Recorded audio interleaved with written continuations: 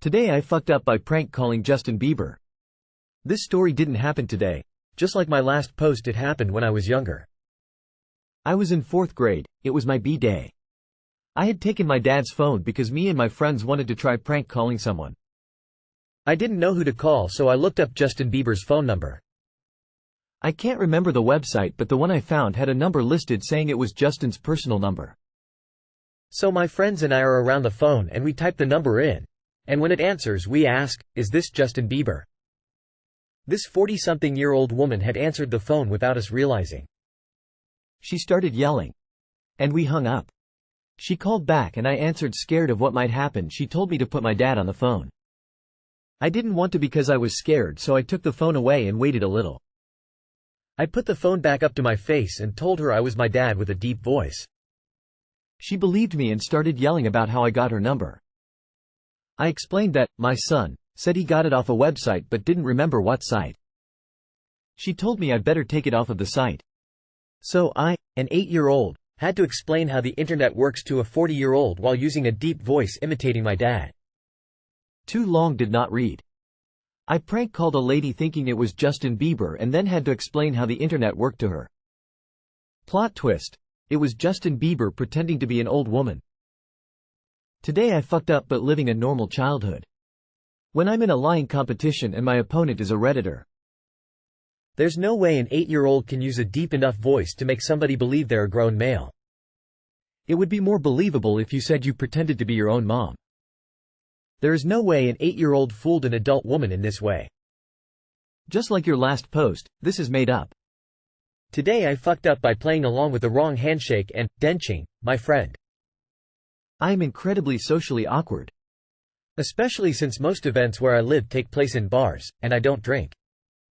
So all the bonding, inside jokes, and camaraderie happen around activities that I don't partake in. I also work from home, so these events are the only times I get to interact with others. That means I have a lot of friends, but there is always a distance between us and I feel left out of the more personal experiences. At a buddy's birthday party, I bumped into my friends Niall and Tim, who were excited to show me something. Niall had invented a new handshake. To do it, the hands make contact, but stay flat. You then slide your hands across one another so that they go into the other person's sleeve. Then you wiggle your fingers to give one another's arm a little tickle. This looked incredibly weird to me. The night before, my wife and I had watched Notes on a Scandal, and the whole situation reminded me of an especially creepy scene where stalker Judi Dench did almost the exact same thing to Cate Blanchett. But Niall and Tim were super into it, and laughing. I'm so rarely invited into these close bonding experiences that I figured, sure. I'm confident and cool enough not to be weirded out by having an under-the-sleeve fondle party with another dude, reenacting one of the creepiest scenes in Judi Dench's acting career. So I did the handshake with Niall. I showed them the movie scene on YouTube, and suggested Niall call his new handshake, denching. They agreed, and the party continued. It was a weird thing, but I felt included. In the weeks following, every time I saw Niall or Tim, I'd go in for a handshake, slide my hand along their hand, reach into their sleeves, and tickle their forearm. Eventually, I'd just shout, "Dench me," across the room as I walked up to them.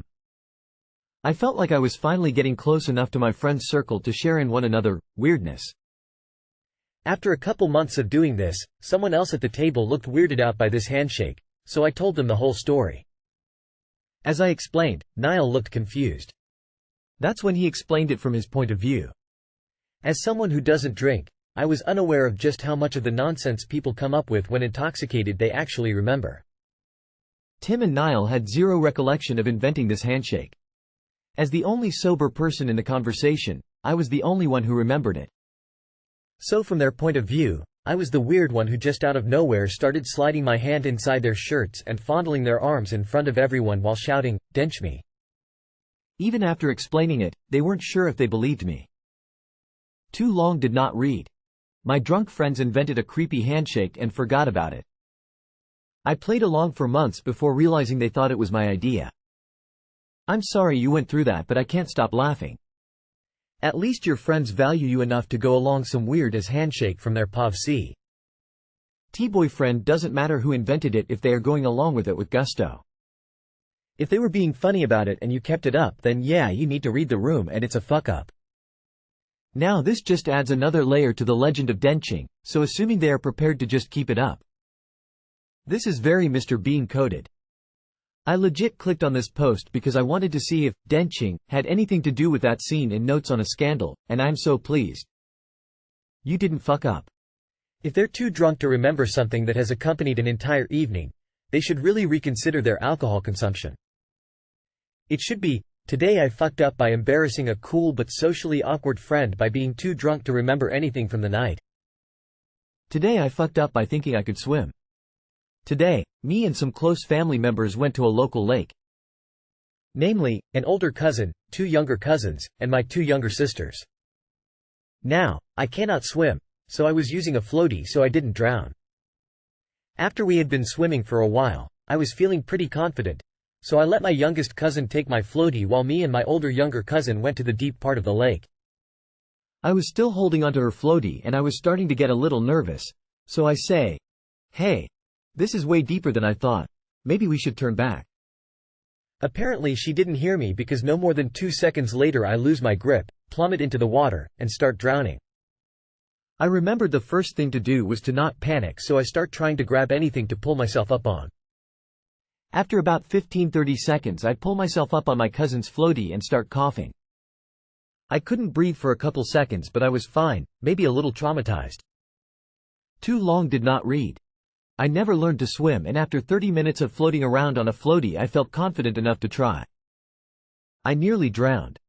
I just want to say it is never too late in life to learn how to swim. Glad you're okay, though. Maybe next time, we'll stick to shallow waters or get some proper swimming lessons. Adult swim lessons are a thing. Get 'em. 6-week class once a week. You'd be amazed. Very popular in US, particularly foreigners get them in my health center, see it all the time. Grown-ass men. Nothing to be ashamed of at all. Couple questions from a former lifeguard. Did this actually happen today, and did you swallow any water? Dry drowning can mean that, if you swallowed water, you could experience secondary drowning symptoms up to 24 hours later. If so, it is important to get checked out. You can practice swimming in 3–4 feet of water. You don't need to go to deep waters. You don't know how to swim, so you thought you would go into deep water in an open lake and just hang on to a floaty? Do you hear how spectacularly dumb that sounds? Go get swimming lessons. Until you know how to swim, don't go into deep water without a life jacket.